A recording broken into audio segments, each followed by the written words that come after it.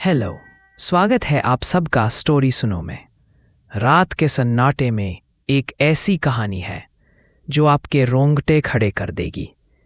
क्या आपने कभी सोचा है, अगर आपकी आवाज़ उन आत्माओं तक पहुंच जाए जो सदियों से अपने दर्द में कैद है, तो क्या होगा? आज हम लेकर आए हैं एक ऐसी दास्तान, मिमी नाशी होइची, एक अंधे गायक की जो अपने गीतों के जाल में भूतों के साए खींच लाता है। इस कहानी को अमर बनाया था लफ्कादियो हर्न ने अपनी मशहूर किताब क्वाइदान के जरिए, जो जापान की सबसे रहस्यमय और भयावह कहानियों का संग्रह है। तो आओ स्टोरी सुनो।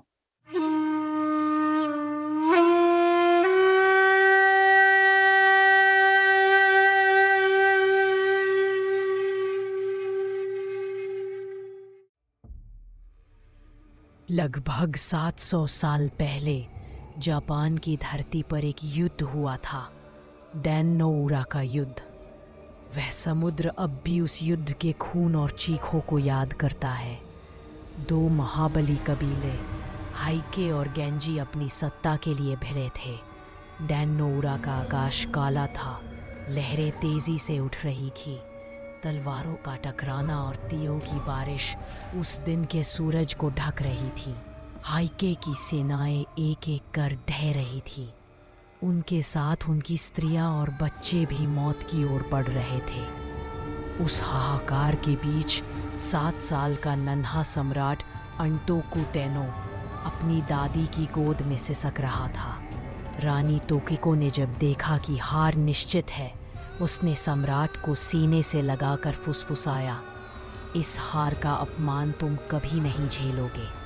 और वह सम्राट को अपने साथ लेकर समुद्र की खून भरी लहरों में कूद गई। कहा जाता है कि उस पल समुद्र लाल हो गया था, इतना कि लगता था सूरज भी खून रो रहा हो। वह समुद्र और वह किनारा उस दिन से शापित हो गए।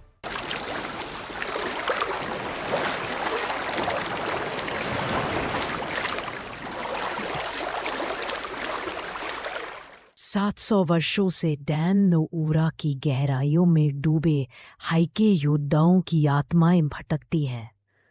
मछुआरे कहते हैं कि अंधेरी रातों में समुद्र की सतह पर नीली पीली लपटें तैरती दिखती हैं, जिन्हें वे ओनी बी, राक्षसी आग कहते हैं। कई बार रात की हवाओं में तलवारों की टकराहट और मरते हुए लोगों की चीखें सुनाई देती हैं। इन्हीं बेचैन आत्माओं को शांत करने के लिए अकामागासेकी नामक स्थान पर अमीदाजी नामक एक बौद्ध मंदिर बनवाया गया। मंदिर के पास ही एक विशाल कब्रगाह बनाई गई, जहां डूबे हुए सम्राट और हाइके योद्धाओं के नामों के स्मारक खड़े किए गए। वहां हर साल प्रार्थनाएं और अनुष्ठान किए जाते ताकि आत्माएं चैन में रहें। कई सालों बाद उसी स्थान पर एक अंधा संगीतकार रहता था, होइची। होइची के पास आंखें नहीं थीं, पर उसकी उंगलियों में ऐसा जादू था कि जब वह अपनी बीवा एक तंत्री वाद्य बजाता तो लगता समय ठहर गया है।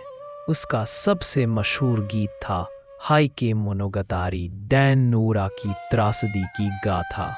जब वह यह गाथा गाता तो श्रोता अपने सामने वही युद्ध, वही खून से सना समुद्र और डूबते योद्धाओं की कराहें महसूस करते। कहा जाता था कि उसके सुर इतने सजीव होते कि अगर कोई भूत भी सुनता तो उसकी आंखों से भी आंसू बह जाते। अमीदाजी मंदिर का पुजारी होइची के संगीत का प्रेमी था। वह अक्सर उसे मंदिर में बुलाता और गाने को कहता।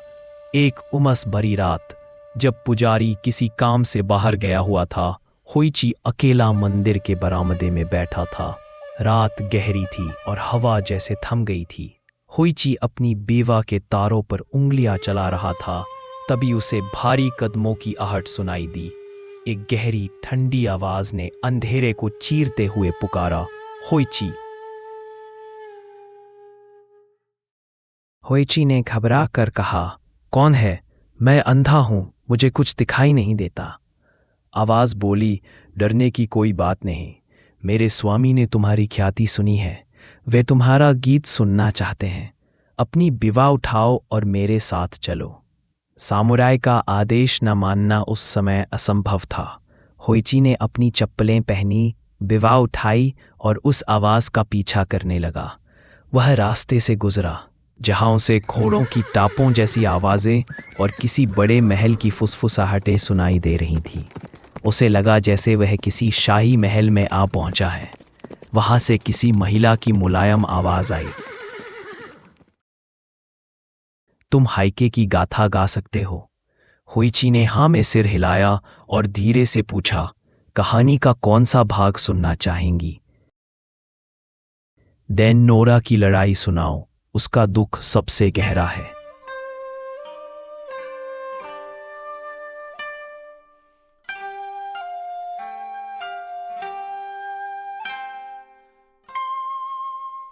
होइची ने गाना शुरू किया। उसकी आवाज हवा में फैल गई। उसने युद्ध की हर बारीकी को सुरों में पिरोया।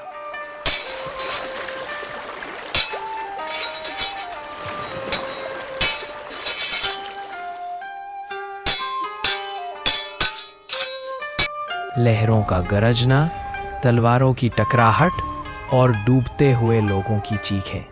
जब वह नन्हे सम्राट और उसकी मां की मौत का वर्णन करने लगा, पूरी सभा से एक लंबी सेहरन भरी चीख निकली।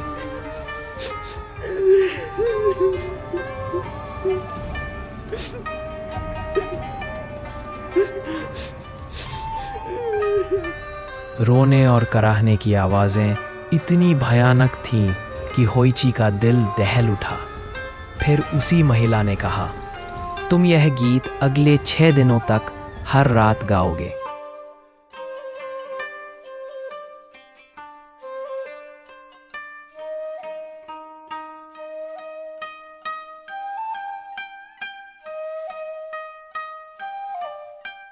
अगले दिन जब होइची मंदिर लौटा, किसी को उसके जाने का पता नहीं चला, लेकिन मंदिर का एक सेवक उसकी हरकतों से बेचैन हो गया। उसने देखा कि होइची हर रात कहीं चला जाता है और देर से लौटता है, चेहरा पीला और कांपता हुआ। एक रात उसने साहस कर पूछा, होइची सान, आप कहाँ जाते हैं? कहीं कोई खतरनाक आत्मा तो नहीं? होइची ने सब कुछ सच सच बता दिया।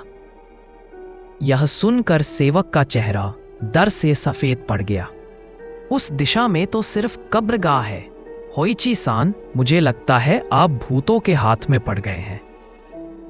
अगली रात पुजारी ने अपने 2 शिष्यों को होइची का पीछा करने का आदेश दिया। वे लालटेन लेकर चुपचाप उसके पीछे पीछे गए। होइची सीधे कब्रगाह में जा बैठा। शिष्यों ने जो देखा, उनकी रूह कांप गई। होइची अंटोकू टेनो की कब्र के सामने बैठकर बिवा बजा रहा था। उसके चारों ओर नीली भूतिया लपटें तैर रही थीं और हवा में रुलाई और कराहने की आवाजें गूंज रही थीं। उन्होंने होइची को पकड़ा और मंदिर वापस ले आए।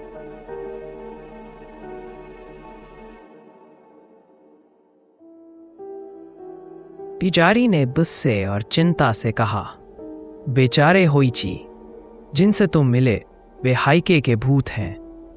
अगर हम समय पर न पहुंचते, वे तुम्हें टुकड़े टुकड़े कर देते। लेकिन आज रात वे जरूर लौटेंगे। हमें तुम्हारी रक्षा करनी होगी। उसने स्याही और ब्रश मंगवाए और होइची के सिर से लेकर पैरों तक बौद्ध मंत्र लिख दिए।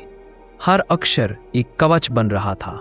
उसने कहा, अब तुम बरामदे में बैठो, चाहे कुछ भी हो, कोई आवाज मत देना, कोई हरकत मत करना। अगर तुमने जवाब दिया तो वे तुम्हें टुकड़े टुकड़े कर देंगे। लेकिन पुजारी से एक गलती हो गई। वे होइची के कानों पर मंत्र लिखना भूल गया। रात गहरी थी। होइची बरामदे में बैठा था। हवा जैसे थम गई थी। अचानक वही डरावनी आवाज गूंजी, होइची। कोई उत्तर नहीं। दूसरी बार गुस्से में आवाज आई, होइची। फिर भी सन्नाटा। तीसरी बार आवाज गरजी, होइची। कदम पास आए, बहुत पास। होइची ने महसूस किया जैसे कोई ठंडी परछाई उसके पास खड़ी हो। एक भारी हाथ ने उसके कंधे दबाए और कानों के पास फुसफुसाया, यह रही विवाह। पर विवाह बजाने वाले का मुझे सिर्फ 2 कान दिखाई दे रहे हैं। शायद इसका मुंह ही नहीं है। कोई बात नहीं, ये कान तो मेरे स्वामी के लिए ले ही जाऊंगा। अगले ही पल एक भयानक दर्द की लहर उसके सिर में दौड़ गई। उसके कान नोच लिए गए, खून उसकी गर्दन पर बहने लगा, लेकिन होइची ने एक आवाज भी नहीं निकाली। भोर से पहले पुजारी लौटा। उसने देखा कि बरामदे पर खून फैला है। वह दौड़ा और चिल्लाया, होइची, क्या हुआ? होइची ने कांपती आवाज में कहा, मेरे कान नहीं रहे। पुजारी ने माथा पीट लिया, मेरी गलती, मैंने तुम्हारे कानों पर मंत्र नहीं लिखे। लेकिन अब डरने की बात नहीं, वे भूत अब तुम्हें फिर कभी नहीं परेशान करेंगे। कुछ दिनों में होइची का घाव भर गया। उसकी यह भयावह कहानी चारों ओर फैल गई। लोग दूर दूर से उसकी विवाह सुनने आने लगे। कहते हैं उसके गीतों में अब वह सन्नाटा और दर्द था जो मौत को भी सजीव कर दे। उसने बहुत धन कमाया, लेकिन उसका नाम बदल गया। लोग उसे अब मिमीनाशी होइची, यानी बिना कान वाला होइची, कहने लगे। आज भी कहते हैं कि अमेदाजी मंदिर के आसपास जब रात का सन्नाटा छा जाता है और दूर से विवाह की धीमी धुन सुनाई देती है, तो लोग डर कर कहते हैं, भागो, शायद होइची अपने भूतिया श्रोताओं के लिए गा रहा है।